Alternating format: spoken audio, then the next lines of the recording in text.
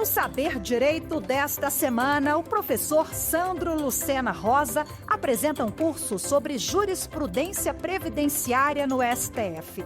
Durante as aulas serão abordados os temas de previdência que tiveram destaque nos debates e a consequente fixação de entendimentos na Corte pelos ministros.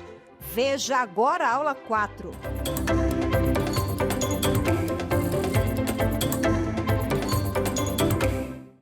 Fala, meu segurado, seja bem-vindo mais uma vez à aula do Saber Direito da TV Justiça, programa esse que a gente está estudando aqui a jurisprudência previdenciária do Supremo Tribunal Federal, ou seja, o que o STF já bateu o martelo de maneira definitiva e cravou que tem ou que não tem direito em matéria previdenciária.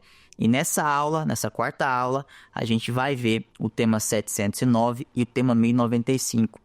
Esse primeiro ligado à parte da aposentadoria especial, ligado muito aos profissionais da saúde, principalmente, que trabalham expostos a agentes nocivos, agentes biológicos, e também o tema 1095, que é o da grande invalidez. Então vamos começar falando do tema 709, esse que diz respeito à aposentadoria especial e à permanência no vínculo empregatício. Pessoal, para a gente contextualizar um pouco, imagine o seguinte, que você está fazendo um trajeto comum para ir para o seu trabalho. Imagine que você passa numa padaria, toma um café da manhã, dali você pede um Uber, durante esse caminho você percebe uma construção, você vê um trabalhador lá nessa construção como pedreiro trabalhando, levantando um muro, fazendo cimento, e aí te deixam ali no seu ponto, no seu destino final. Você entra no ar-condicionado, faz login e começa a trabalhar. Nesse período, para que você chegue até o seu local de trabalho, veja que você passou por diversos profissionais. E a pergunta que eu te faço é, todos eles têm o mesmo desgaste? Então, por exemplo, o padeiro que fez o pão, ele teve uma exposição ao calor ao fazer o pão. Ele vai ter o mesmo desgaste no trabalho que você no ar-condicionado? Com certeza não. O motorista talvez teve uma exposição a ruído, alguma vibração do carro. Então ele também vai ter um desgaste diferente do seu. A mesma situação do pedreiro, mexendo ali num contato, direto, por exemplo, com cimento, com poeira, com, enfim, materiais que são necessários para se erguer um prédio. Então, naturalmente, nessa situação, as pessoas têm exposições diferentes a agentes nocivos. E não por uma outra razão, a Previdência Social dá respostas diferentes para essas coberturas, porque elas prejudicam a saúde em uma medida diferente para cada situação. Então, quando a gente fala nesse aspecto dessa resposta da Previdência, é que se cria a aposentadoria especial. Se você abrir aí o artigo 201 no parágrafo 1º, ele vai dizer que é vedado estabelecer requisitos ou critérios diferenciados para fins de benefícios. Só que ele ressalva o caso das atividades que seriam exercidas com efetiva exposição a agentes químicos, físicos e biológicos prejudiciais à saúde ou a associação desses agentes, sendo vedada a caracterização por categoria profissional ou por ocupação. Qual que é a inteligência dessa norma? Qual que é o raciocínio que justifica essa exceção, esse discrimen positivo para os trabalhadores que estão expostos a agentes nocivos? O raciocínio é extremamente simples. Veja só, se o trabalhador ele tem um desgaste maior no ambiente de trabalho, ou seja, se ao realizar a sua atividade laborativa, ele tem ali um prejuízo maior à sua saúde, que também é um direito que ele tem que preservar, que é um direito constitucional. O meio ambiente de trabalho seguro, ele tem direito a isso. Então, veja só, se ele tem um desgaste maior, a ideia que se tem da Seguridade Social é que ele tem que ser retirado de lá o quanto antes. Por qual razão? Porque se ele continuar exposto a esses agentes nocivos, ele vai chegar numa situação, estatisticamente falando, de um risco social que ele vai ter que ser coberto pela Previdência em um outro momento. Então imagina, por exemplo, que esse pedreiro está trabalhando lá e está respirando alguma poeira muito muito química assim, e ele, enfim, não consegue continuar lá respirando normalmente. Se você não retirar ele do local de trabalho que tem essa exposição ao agente nocivo de uma maneira rápida ou pelo menos adequada antes do que um trabalhador comum, ele pode vir a desenvolver uma doença ocupacional, por exemplo. Ou pode ser que ele sofra um acidente de trabalho e ele fique encostado recebendo um benefício acidentário que tem impactos para a manutenção do próprio sistema da Previdência Social, porque é um benefício mais caro. Então, veja, o raciocínio por trás da aposentadoria especial não é dar uma benesse para algumas categorias. Tanto que hoje em dia se fala na vedação do enquadramento por categoria profissional, o que antes era possível. Até 95, a própria atividade ali, a profissão, era possível você extrair que ali se presumia que havia, sim, uma situação de tempo especial. Agora, hoje em dia, o raciocínio é outro. O raciocínio é que, independente da questão da caracterização profissional, se essa exposição acontecer ali de uma forma que ela é corriqueira, que ela não é eventual e que ela traz aí, por conta dessa exposição, prejuízo maior à saúde, a depender do grau desse prejuízo, vira até um negócio para a Previdência ela afastar essa pessoa antes desse local de trabalho. Porque se permanecer lá, pode vir a ter um problema maior lá na frente, custeando esse segurado com algum risco que aconteceu. Então, pessoal, o raciocínio da aposentadoria especial é esse. Beleza, se você continuar nessa função exercendo essas atribuições, por conta dessa exposição, a tendência é que você vai ter um mal maior. Eu vou te evitar esse mal maior. Mas veja só, em contrapartida, pede-se uma outra situação, que é que você se afaste desse local. Porque veja, não é uma condição lógica? Se eu vou reduzir os requisitos para você acessar a aposentadoria, em contrapartida, eu estou presumindo que você vai fazer um negócio comigo, digamos assim, que é você se afastar daquilo que eu estou querendo proteger. Só que, por um outro lado, veja bem que o direito à saúde, enfim, a incolumidade física, ele também pode ser visualizado por meio de uma perspectiva individual. Você deve ter escutado aí a frase meu corpo, minhas regras. E eu te pergunto, isso se aplica também ao direito à saúde que a pessoa tem, por exemplo, no ambiente de trabalho? Se o corpo é meu e se eu estou lá respirando uma poeira muito nociva, eu não posso abrir mão da minha própria saúde? E se eu tiver alguma necessidade específica, por exemplo, às vezes eu queria me afastar, mas eu não consigo porque eu sou arrimo de família.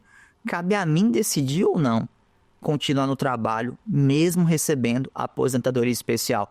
Vale dizer, eu não teria direito a ela independentemente da minha continuidade, considerando que eu já contribuí, por exemplo, 25 anos nessa situação.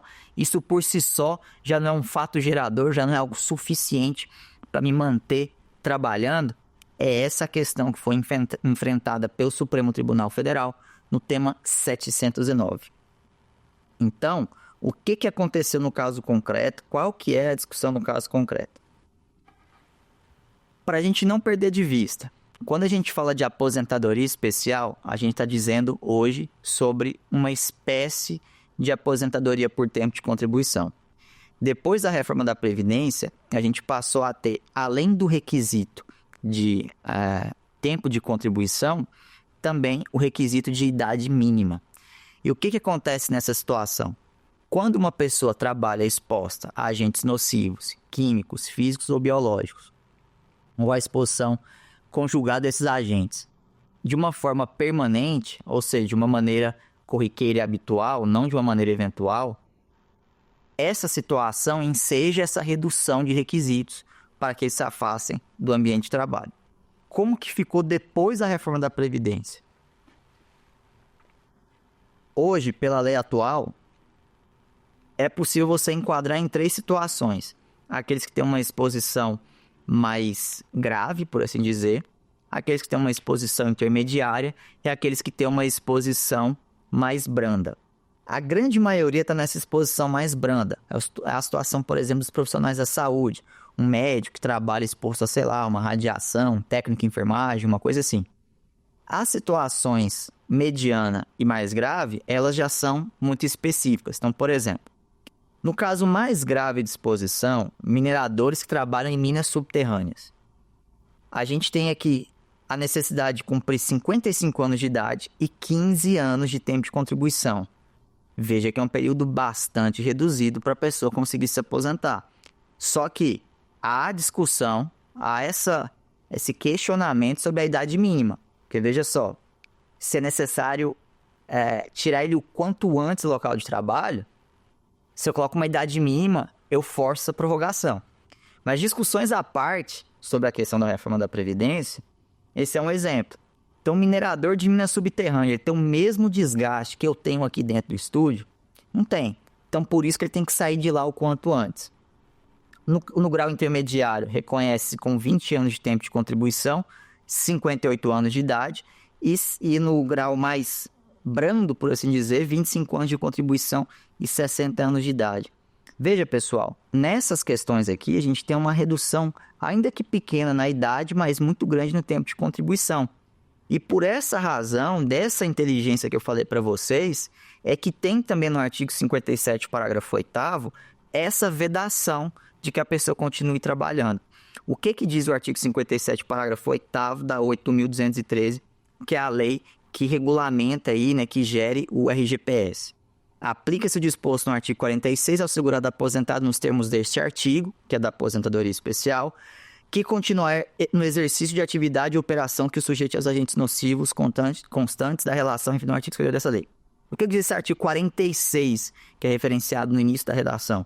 O aposentado por invalidez retornar voluntariamente à atividade terá sua aposentadoria automaticamente cancelada a partir da data do retorno. Ou seja, se continuar trabalhando depois da aposentadoria, perde o direito. Mas aí é que é a grande questão. Veja só. É possível que a gente equipare a situação da incapacidade com a situação da exposição aos agentes nocivos, porque a vedação do artigo 46, ela é para benefício por incapacidade, ou aposentado por invalidez. Por qual razão? Se eu estou incapaz para o trabalho e recebendo o benefício da Previdência, eu estou comunicando que eu não consigo trabalhar. Só por essa razão é que eu consigo receber um benefício. Diferentemente, é o caso da aposentadoria especial, que tem um outro raciocínio, que a pessoa consegue trabalhar, só que ela tem um desgaste maior no ambiente de trabalho. Então, presume-se que a pessoa, de certa forma, não pode ali continuar, porque se continuar, pode vir a dar um problema maior, estatisticamente falando. Então, veja, será que é possível tomar um pelo outro, ou seja, equiparar situações para manter essa equiparação prevista no artigo 46? É isso que foi discutido no caso concreto. Então, na situação específica aqui dos autos, foi uma ação ajuizada em 2010 por uma auxiliar de enfermagem. Essa auxiliar de enfermagem entrou com uma ação judicial para reconhecer uma aposentadoria especial com 25 anos. Para ela conseguir isso, tinha um tempo muito longo que ela tinha que reconhecer, que ia desde 1981 até 2010, e queria reconhecer esse tempo como especial para ter direito ao benefício, de maneira reduzida o tempo de contribuição, né, sem a idade mínima, com 25 anos, até 2010. E aí, o que é a situação? Se ela conseguir o direito a esse benefício, ela é ou não obrigada a parar de trabalhar? Porque se ela conseguir reconhecer esse tempo como especial, segundo a vedação que tem na lei, ela teria que parar de trabalhar, porque ela ia começar a receber uma benesse, por certa forma, que esperaria essa contrapartida de que ela se afastasse do trabalho. Então, pode ou não pode? Veja bem, a sentença foi parcialmente procedente e reconheceu o direito de 2006 até 2010. Só que isso não gerou o reconhecimento da concessão da aposentadoria especial. Então, pessoal, teve uma dupla apelação, tanto da autora quanto do INSS. Ela querendo a aposentadoria e o INSS querendo que não conheça nenhum tempo como especial. O acórdão do TRF4 negou provimento ao recurso do INSS, deu parcial provimento ao recurso da autora. E qual que foi o fundamento? Foi basicamente a questão do livre exercício do trabalho. O que foi destacado no acórdão é o seguinte: olha, não pode equiparar incapacidade com um tempo especial. São situações diferentes que têm coberturas e regimes jurídicos diferentes. Então, se a pessoa tem uma profissão que ela escolheu para a vida, que ela sabe que tem um prejuízo maior à saúde, e ela permanece ali continuar a trabalhar, isso está abarcado dentro do livre exercício profissional que ela tem. Então, o que se entendeu no acórdão é que não poderia ter essa vedação, porque isso interferiria no livre exercício profissional. Veja que interessante. E ainda foi destacado que incapacidade não se equipara com a situação da aposentadoria especial. São proteções diferentes que ensejam algumas restrições pela lei de maneira distinta e adequada para cada situação concreta. Contra esse acórdão, o INSS recorreu e basicamente ele argumenta exatamente o raciocínio que a gente está falando. Olha, se o benefício é preventivo e ele visa evitar que a pessoa tenha um prejuízo maior, qual que é o sentido de eu reduzir os requisitos se a pessoa não vai se afastar? Ou seja, há ali uma legítima expectativa por parte da Previdência Social que essa pessoa vá se afastar para evitar que ela tenha um ônus muito maior, que a sociedade tenha um ônus muito maior. Porque veja só, não é só a conta da Previdência Social. Imagina que essa pessoa, por exemplo, desenvolve um câncer e aí ela vai tratar isso no Sistema Único de Saúde. Qual que é o custo do tratamento dessa pessoa? Qual que é o custo de oportunidade? Aí um conceito econômico para a gente compreender aquele valor que está sendo gasto ali e poderia ter sido pago para uma outra pessoa que não permaneceu no ambiente de trabalho, se sujeitando de maneira voluntária aos riscos, por exemplo, de desenvolver esse câncer. Então, nessa situação, pessoal, é que o INSS argumenta a justificação dos critérios diferenciados está atrelada a essa contrapartida do afastamento. Bem, o processo chegou aqui no Supremo Tribunal Federal, teve repercussão geral reconhecida, só em 27 de 3 de 2014, e depois passou-se para o 791961 do Paraná, que é o recurso extraordinário que a gente está conversando, porque tinha uma abrangência maior. Então, o Supremo já tinha iniciado essa conversa num outro recurso extraordinário, porém, já cadastrado o tema 709, trocou-se os paradigmas para que se pudesse ter uma maior abrangência e enfrentar com mais profundidade a questão. Ao fim e ao cabo, deu-se provimento ao recurso do INSS por maioria, ficaram vencidos os ministros Edson Fachin, Marco Aurélio, Celso de Mello e Rosa Weber, e a gente teve 3 questões que foram enfrentadas aqui pelo Supremo Tribunal Federal. A primeira delas, é possível eu me aposentar e continuar trabalhando, mesmo ciente que, diante da vedação, tem lá do artigo 46, que é ligado ali à questão da aposentadoria por invalidez, eu não poderia fazer isso sem que isso se implicasse em uma vedação desproporcional ao meu exercício da profissão? Essa foi uma primeira questão. A segunda questão que o Supremo enfrentou é sobre saber se é possível continuar trabalhando desde que não exposto a agentes nocivos. Por exemplo, imagine que, eventualmente, a gente tenha um médico que trabalhava numa parte do hospital que o expunha a agentes biológicos, ele manuseava exames, não sei. E aí ele passa a ser sócio desse hospital. Como sócio ele pode continuar trabalhando? Pode, mas ele não pode, a gente vai ver, ele continuar exposto a agente nocivo. Essa foi a segunda questão que o Supremo veio a enfrentar. E a terceira questão: quando é que começam os efeitos financeiros dessa aposentadoria? Ou seja, a partir de quando ela é devida, a partir de quando o segurado vai receber. Porque veja só, se eu me aposento de maneira especial, eu utilizo essa benesse da legislação e, ao fim e ao cabo, eu continuo trabalhando, mas lá na frente declara-se que eu não posso acumular os dois, não concorda comigo que o período que eu aguardei essa aposentadoria, eu acumulei indevidamente essas duas questões, as duas situações que eventualmente podem ser declaradas como não sendo, compatíveis, ou seja, permanecer no trabalho e estar recebendo a aposentadoria especial. Então, de onde que começariam os efeitos financeiros? Seria da data que a pessoa requereu o benefício, ou seja, ela teria esse direito de aguardar terminar essa concessão, ou seria só de quando ela se afastasse do trabalho exposto a agentes nocivos, porque se é uma condição, se é uma contrapartida necessária, então, por um outro lado, talvez só quando ela efetivamente comprovasse essa situação de fato, que aí sim poderia falar na concessão do benefício. E o Supremo respondeu isso daí também. Bem, no tocante à primeira questão, o que o voto, né, prevalecente aí do ministro Dias Toffoli, ele sustentou? Olha, a aposentadoria especial, ela tem um caráter protetivo. A ideia é proteger. Não é dar uma opção mais vantajosa, não é facilitar a vida do segurado especial. A gente está protegendo a saúde dele porque isso é um dever do Estado. A gente tem que cuidar do meio de trabalho rígido, seguro.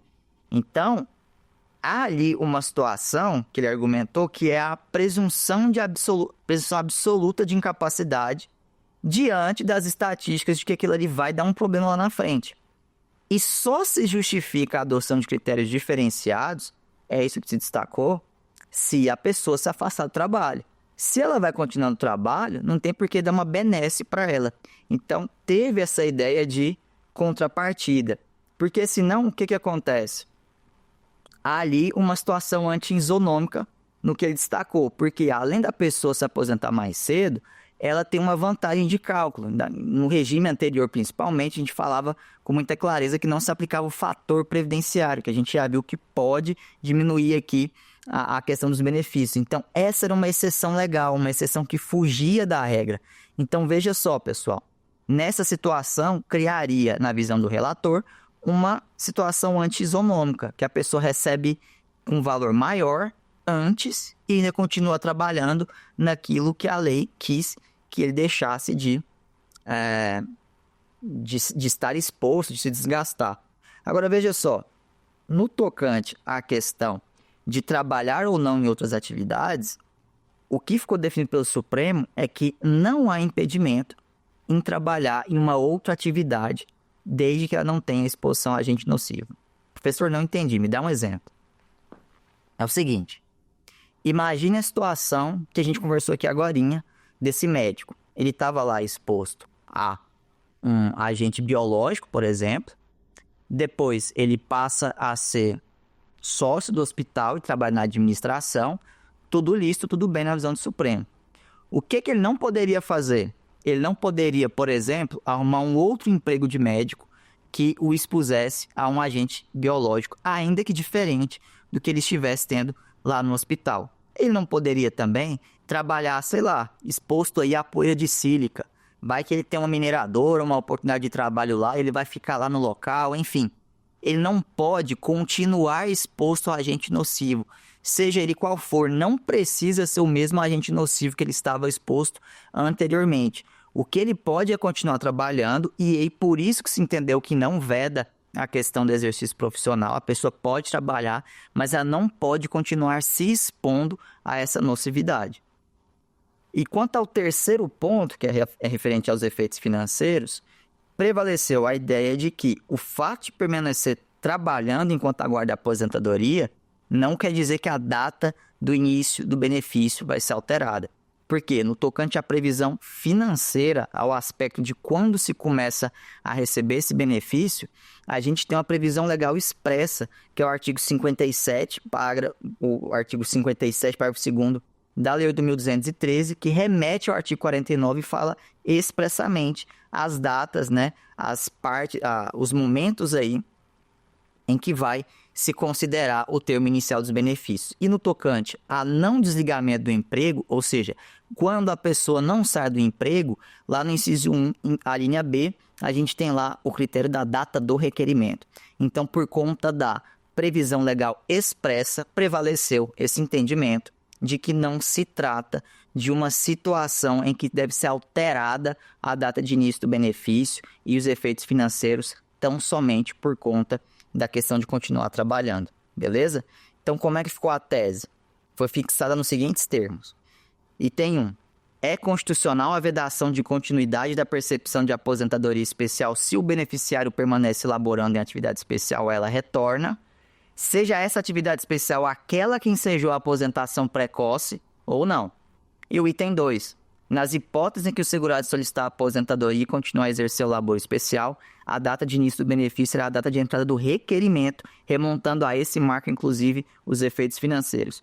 Efetivada, contudo, seja na via administrativa, seja na judicial, a implantação do benefício, uma vez verificado o retorno ao labor nocivo ou sua continuidade, cessará o pagamento do benefício previdenciário em questão.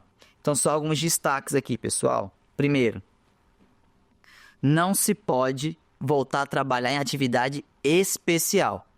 Não importa se é a mesma que gerou o benefício, se é o mesmo agente nocivo, não importa. Você não pode continuar exposto a esses agentes que prejudicam a sua saúde. A ideia é te retirar o quanto antes do ambiente que é nocivo, do ambiente de trabalho que não é seguro. Segundo aspecto, pode voltar a trabalhar, mas em função diferente. O que não pode é burlar essa ideia, burlar essa questão da proteção à saúde. Essa contrapartida tem que acontecer no caso concreto.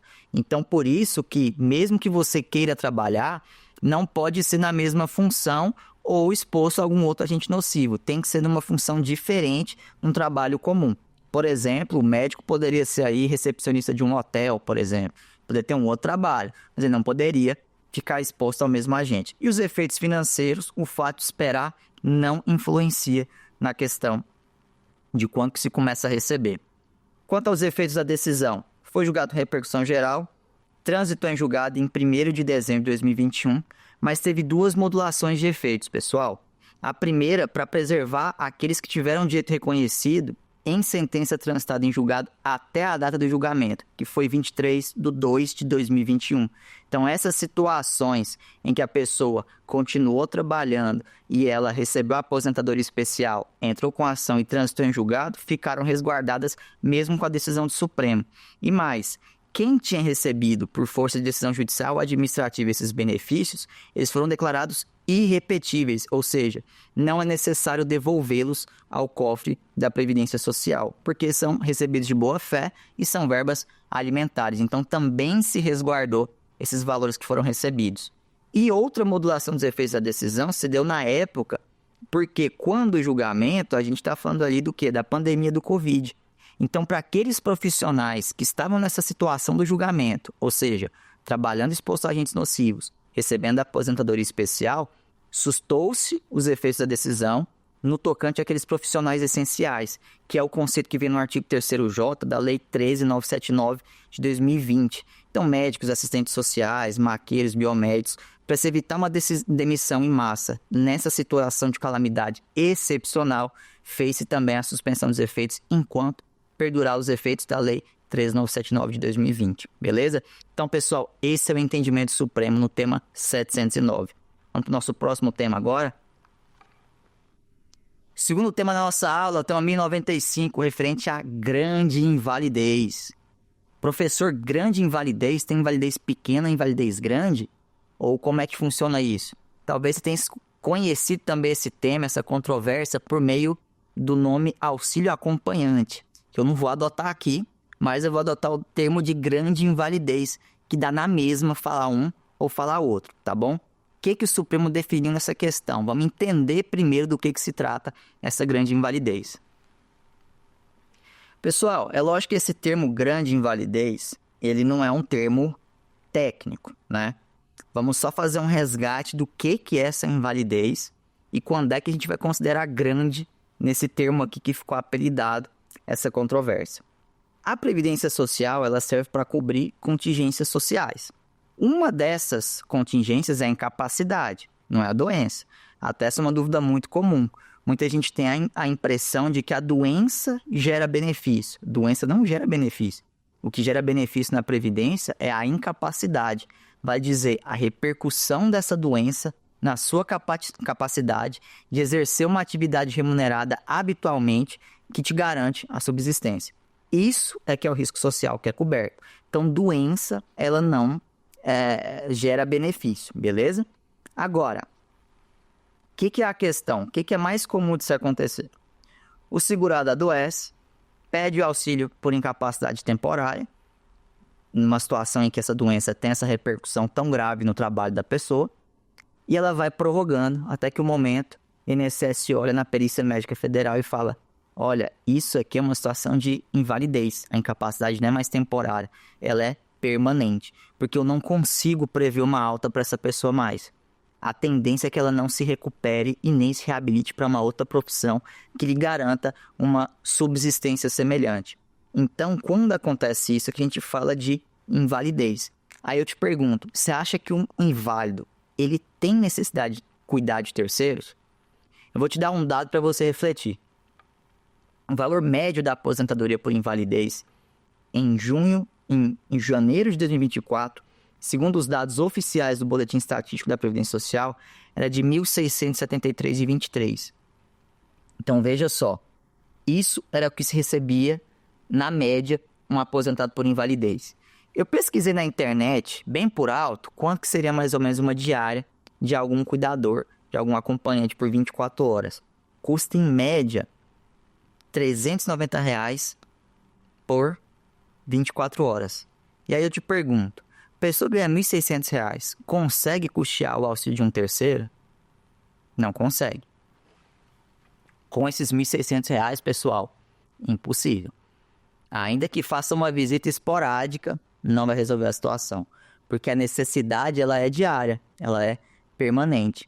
Mas para essas situações em que tem uma pessoa inválida e que está precisando cuidar de terceiros, existe uma solução legal. Existe uma possibilidade de você conseguir um acréscimo no seu benefício para compensar essa contingência, qual seja o cuidado permanente de terceiros. E quando dá essa situação em que uma pessoa aposentada por invalidez, agora na nomenclatura de aposentada por incapacidade permanente, isso quer dizer a mesma situação, mas precisa também do cuidado de terceiros, a gente fala de grande invalidez. Então, você tem a invalidez pequena, padrão, e a grande invalidez quer dizer isso. Não é que a pessoa é mais inválida que a outra, não é uma competição de invalidez. É que tem-se ali também, além da invalidez, o cuidado permanente de terceiros como uma necessidade para aquela pessoa viver de maneira digna. Agora, a pergunta que eu te faço, e se mais alguém precisar?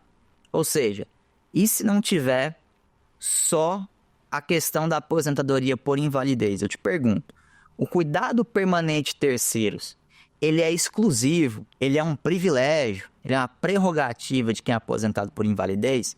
Vale dizer, somente esse tipo de aposentado, de beneficiário que precisa do cuidado de terceiros?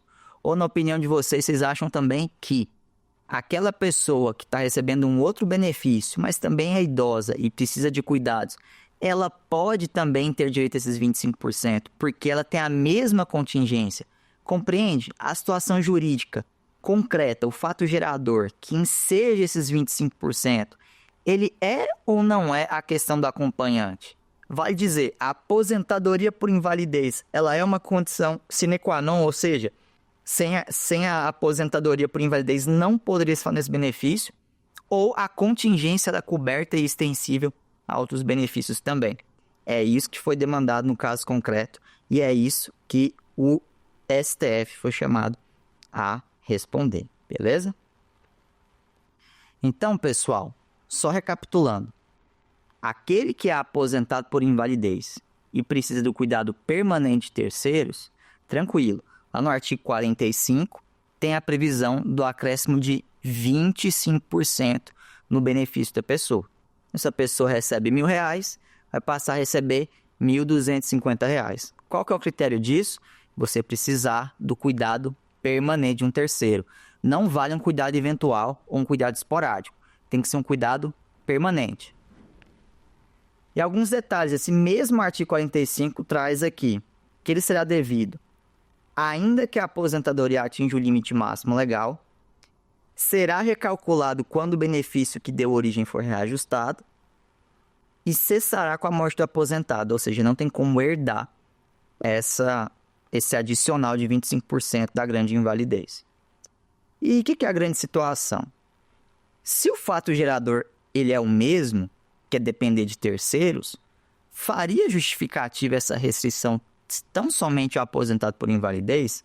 Se a gente observar isso à luz dos princípios da dignidade da pessoa humana, da isonomia, da igualdade, a gente não tem um conteúdo normativo ali mínimo que amparasse também a situação das pessoas que estão aposentadas, por exemplo, por tempo de contribuição, por uma aposentadoria comum.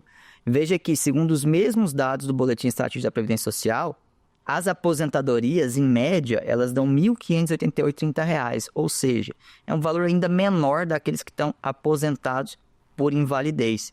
E é isso que foi devolvido para o Poder Judiciário. No caso concreto, foi uma ação de revisão ajuizada em 2014, em que a segurada era aposentada por idade e requereu esses 25%. Então, não era aposentada por invalidez. O INSS negou basicamente no argumento de que ela não teria direito porque não recebia aposentadoria por invalidez. Ou seja, era uma condição essencial ela estar aposentada por invalidez, estar inválida, incapacitada permanentemente. Como ela estava só com aposentadoria por idade, não ensejaria o benefício. O processo tramitou, a sentença foi procedente e o INSS interpôs a apelação, devolvendo a matéria para o TRF da 2ª Região. O TRF já negou provimento ao recurso, mantendo a sentença basicamente pelos próprios fundamentos e citando jurisprudência, inclusive, de outros tribunais. O INSS recorreu para o STJ primeiro e lá já se havia criado uma discussão prévia, já tinha cadastrado o tema 982 lá para ser julgado sobre ruídos repetitivos. Foi afetado esse recurso também. E no tema 928 do STJ, que foi julgado em 26 de novembro de 2018, disse que sim, todos os aposentados pelo RGPS, independentemente da modalidade de aposentadoria, teriam direito a esse adicional de 25%. Veja que interessante. Então, nesse caso, teve um precedente qualificado vindo do STJ que reconheceu esse direito.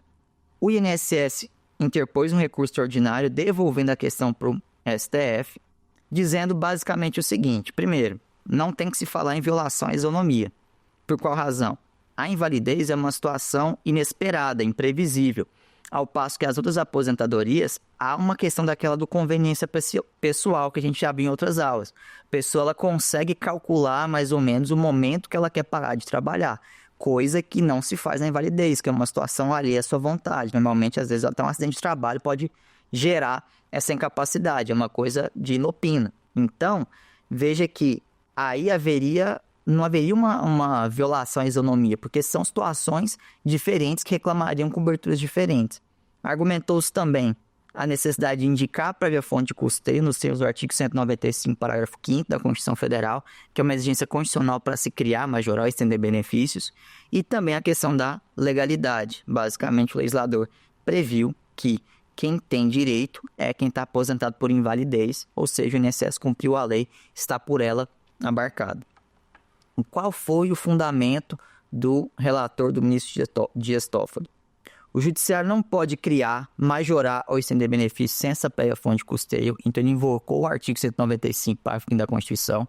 Se o legislador falou que quem tem direito é aposentado por invalidez, sob essa interpretação legalista mais literal, realmente não teria como estender esse benefício a outras modalidades, diferentemente daquilo que previu o STJ.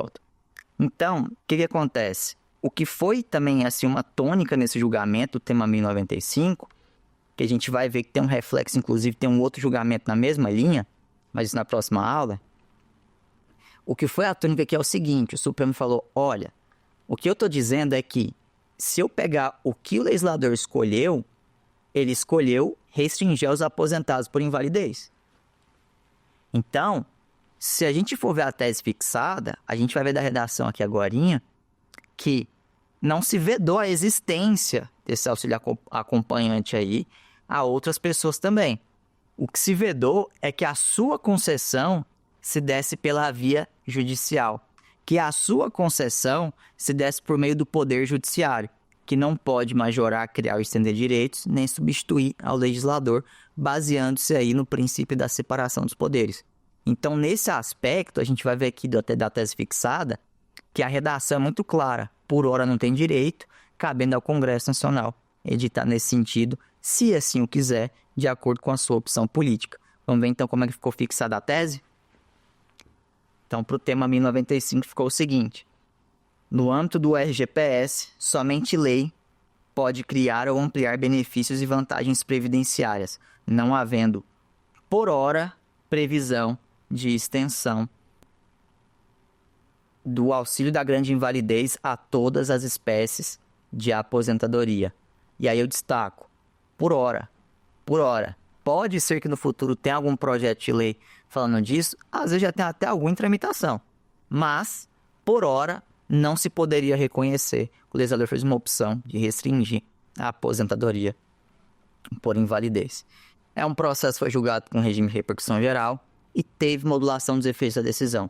Nessa situação, preservou-se os direitos dos segurados cujo reconhecimento judicial já tinha se transitado em julgado até a data do julgamento do acórdão lá do STF, que foi em 18 de 6 de 2021, e declarou também irrepetíveis os valores recebidos na via judicial administrativa por serem de boa-fé e serem verba alimentar, na mesma linha do que a gente viu do tema 709. Então, preservou-se os direitos de quem correu atrás de boa-fé, recebeu e se manteve nessa situação jurídica. O processo transitou em julgado em 13 de 8 de 2021, então o Supremo bateu o martelo, não cabendo mais recurso dessa situação.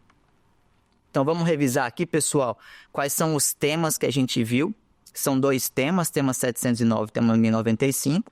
A tese fixada no tema 709, referente à permanência no emprego, no caso de aposentadoria especial, ficou fixada da seguinte maneira: é constitucional a vedação de continuidade da percepção de aposentadoria especial se o beneficiário permanece laborando em atividade especial ou a ela retorna, seja essa atividade especial aquela que ensejou a aposentação precoce ou não. E a segunda parte diz o seguinte: nas hipóteses em que o segurado solicitar a aposentadoria e continuar a exercer o labor especial, a data de início do benefício será a data de entrada de requerimento, remontando esse marco, inclusive, os efeitos financeiros. Efetivada, contudo, seja na via administrativa, seja na via judicial, a implantação do benefício, uma vez verificado o retorno ao labor nocivo à sua continuidade, cessará o pagamento do benefício previdenciário em questão. Então, cuidado, o STF não previu nessa situação a demissão do empregado que se aposentar por meio da aposentadoria especial. Ele previu que seria suspenso, que seria cessado o pagamento da aposentadoria. Então, a repercussão é na aposentadoria, não é no vínculo empregatício. E o tema 1095, que a gente acabou de ver, é que, no âmbito do regime geral de previdência social, somente lei pode criar ou ampliar benefícios e vantagens previdenciárias, não havendo, por hora, previsão de extensão do auxílio da grande invalidez a todas as espécies de aposentadoria. Ou seja, por hora não tem previsão legal. Se futuramente o Congresso Nacional entender por bem legislar nesse sentido e criar esse direito, aí sim ele seria possível de ser reconhecido para outras aposentadorias. Mas hoje o entendimento vigente, vinculante, fixado em repercussão geral, é que não é possível estender esse auxílio acompanhante a modalidades de aposentadoria que não sejam a aposentadoria por invalidez. Pessoal, a gente vai ver na próxima aula, nossa última aula do curso, que essa tônica do tema 1095, ela também tem ali a ver o mesmo raciocínio que foi dado, a mesma solução que foi encontrada pelo STF no tema 503, referente à desaposentação. Lá o raciocínio a gente vai ver que é muito semelhante. O Supremo, nessa situação de extensão, de criação, de majoração de benefícios, ele tem se posicionado no sentido de que, olha, se a lei fizer a previsão, beleza, mas se ela não fizer a previsão, eu não posso aqui esgarçar uma interpretação que ela culmine no reconhecimento desse direito. E o porquê não? Primeiro é essa questão da violação à separação dos poderes. Segundo é a questão de que é necessário ter sim uma prévia, você indicar previamente a fonte de custeio, ou seja, esses 25% das aposentadorias, sem ser por invalidez, então aposentadoria por tempo de contribuição, idade, esse acréscimo vai ser custeado com orçamento de onde? De onde que vai sair o dinheiro? Tudo isso está ligado a uma ideia de responsabilidade fiscal e de responsabilidade sobre a manutenção do sistema.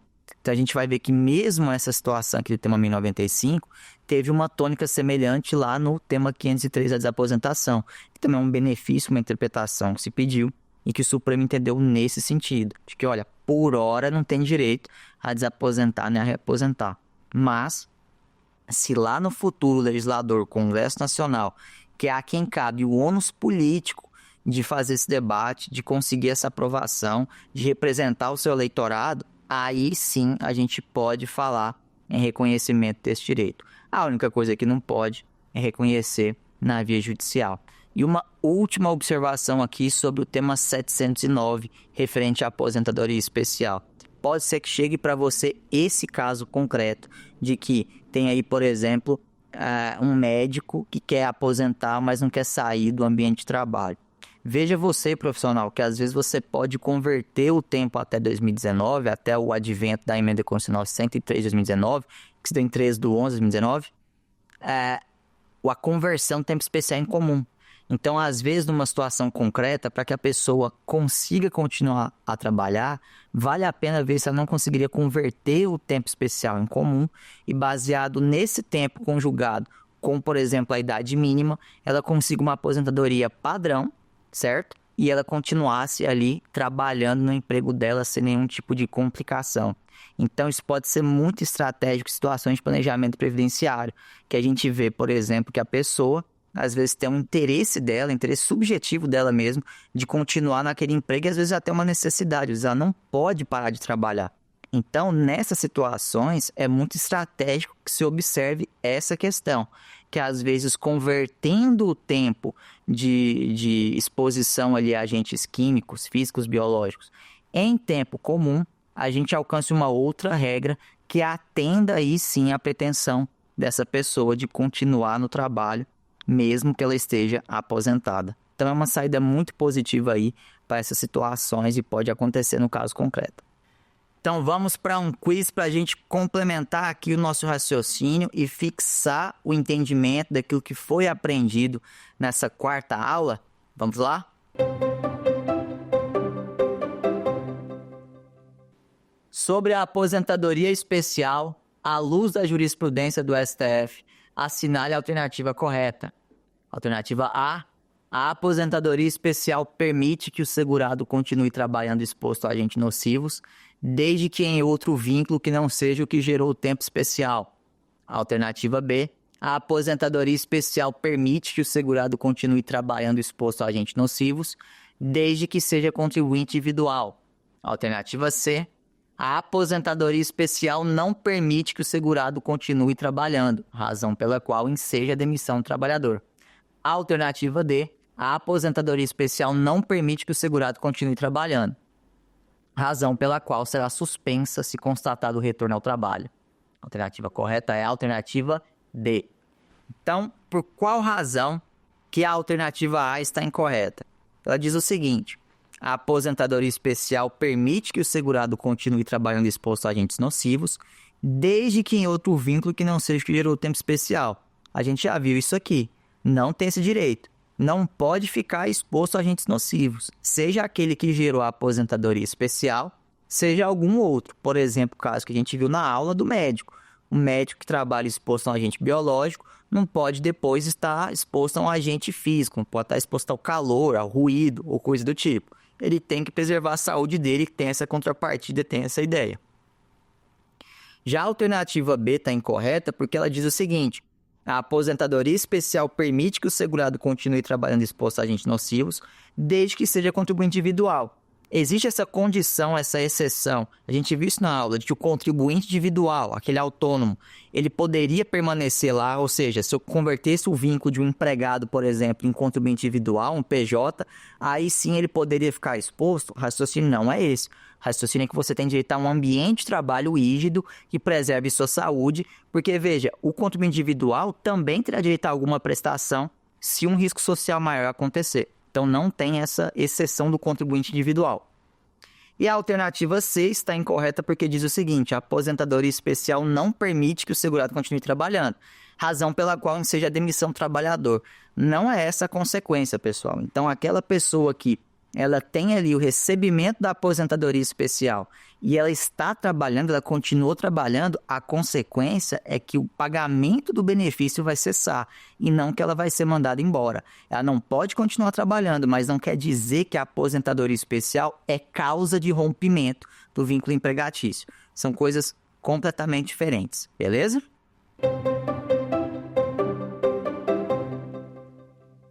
Segundo a jurisprudência do STF, o aposentado por invalidez que necessitar da ajuda de terceiros terá direito a um acréscimo no valor de seu benefício correspondente a: alternativa A, 15%, alternativa B, 25%, Alternativa C, 30%. Alternativa D, 50%. Resposta correta, alternativa B, 25%. Pessoal, aqui é uma questão mais simples, mas para fixação. 15% seria muito pouco, né? Se a gente pegar o que a gente viu no início da aula, que era R$ 1.600 de média ali, 15% não ia resolver uma diária. 20% também não é o que a lei prevê. 30%, que a alternativa C também não é. E a letra D, se fosse 50%, já ia começar a resolver muita situação.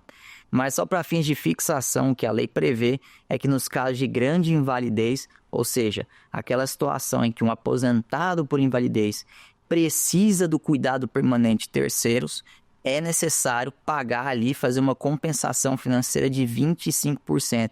É um acréscimo de 25%.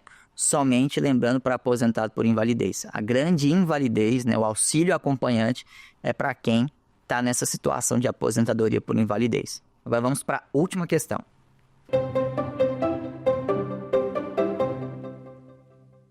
Joaquim, aposentado por tempo de contribuição em 13 de 11 de 2018, foi diagnosticado com câncer em 13 de 11 de 2019.